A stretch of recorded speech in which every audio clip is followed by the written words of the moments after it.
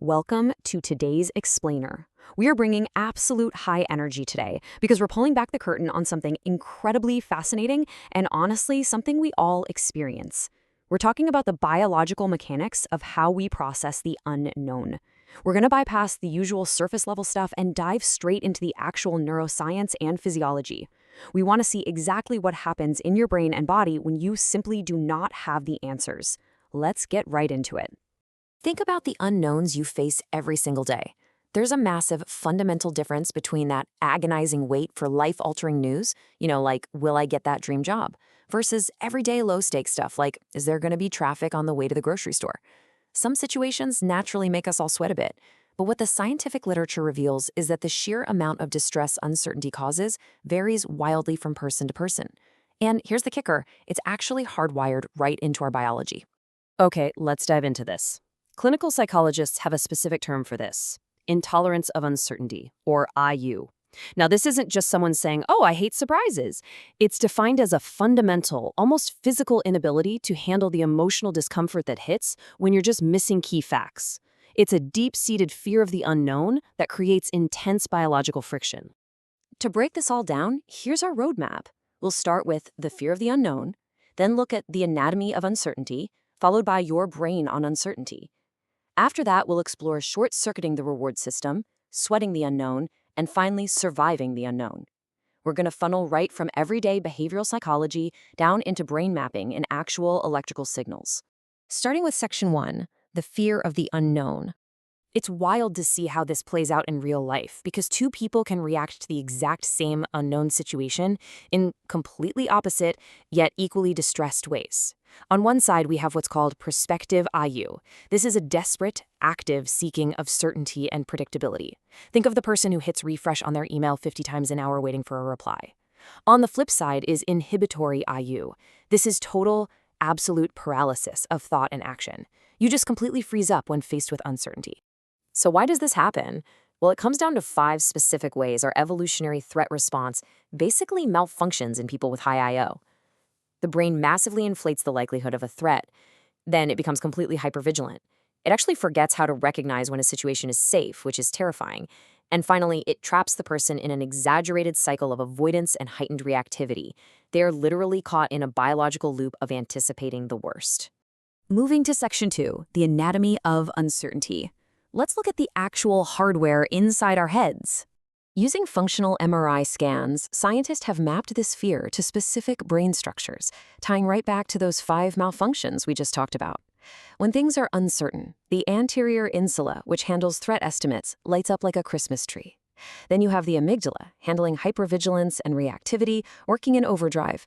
Finally, there's the ventromedial prefrontal cortex, or VMPFC. That's the specific area responsible for safety learning. So the crucial point is how these regions interact with one another.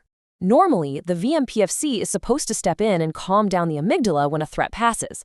But in people with a high intolerance of uncertainty, this safety learning completely fails. It's exactly like a smoke detector that refuses to turn off even after the fire is completely out. Your brain just continuously screams danger because the neurological off switch is essentially broken. Let's move to Section 3. Your brain on uncertainty, where we see how these regions react dynamically. To really test this, we're looking at data straight from peer-reviewed psychological literature. Researchers examined physical flinching, what they call the startle reflex. Basically, they measured the flinching of eye muscles when participants were threatened with mild electric shocks under different levels of predictability. And hey, don't worry, they were mild shocks, but absolutely enough to make you jump. Now, what's really interesting about this is the math behind the fear. Researchers found that when individuals faced a true 50% chance of receiving a shock, that absolute state of maximal uncertainty, high IU was strongly tied to a massive spike in anxiety and a heightened startle reflex. But get this, when there was a 75% chance of a shock, that correlation vanished. Let that sink in for a second. For folks with high intolerance of uncertainty, the absolute peak of the unknown, a literal coin flip, spikes their physical anxiety way more than a highly probable 75% chance of a bad outcome. Maximal uncertainty actually hurts more than probable pain. Your brain interprets a total lack of predictability as a far greater threat than a near certain bad event. It's totally counterintuitive, but biologically true. On to Section 4, short-circuiting the reward system. Let's look at the electrical software of the brain. Remember those two types of IOE we discussed earlier? It turns out they alter our brain's electrical signals, measured by EEGs, in completely opposite ways. Inhibitory IOE, the paralysis response, is linked to an attenuated or much smaller electrical response to making errors and receiving rewards. The brain basically goes offline. But prospective IOE, that hyperactive seeking of certainty, shows an enhanced, massive electrical response. It's a complete overactivation when faced with the unknown. To bridge the gap from dense science to everyday life, think about dense terms like reward positivity, or REP. This is a specific electrical signal that fires when we experience something good.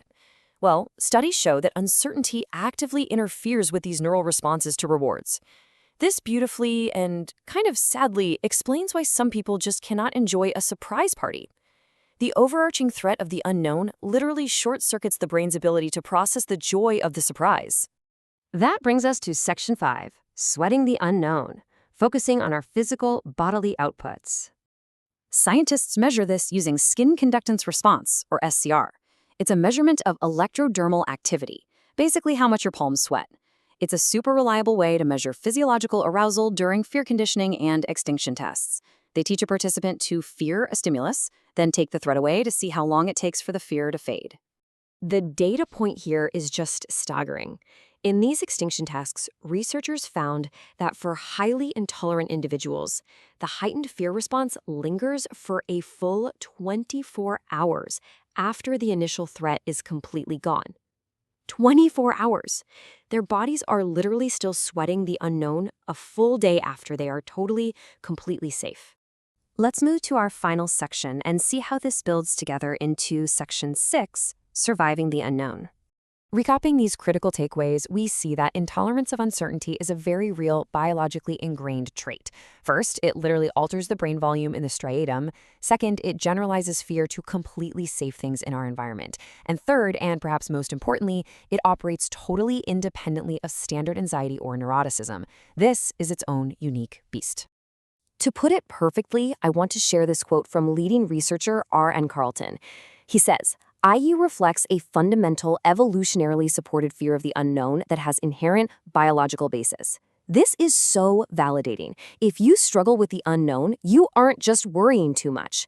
You are genuinely grappling with ancient survival circuitry that is just misfiring in our modern, unpredictable world. So I leave you with this to consider about your own biology. Based on the science we've just unpacked today, when you are faced with a true 50-50 unknown, how does your brain naturally react? Are you driven to obsessively seek out answers to force some kind of certainty, or do you find yourself completely paralyzed by the lack of information? Understanding your biological relationship with uncertainty is the very first step in mastering it. Thanks so much for joining me on this explainer, and keep questioning the unknown.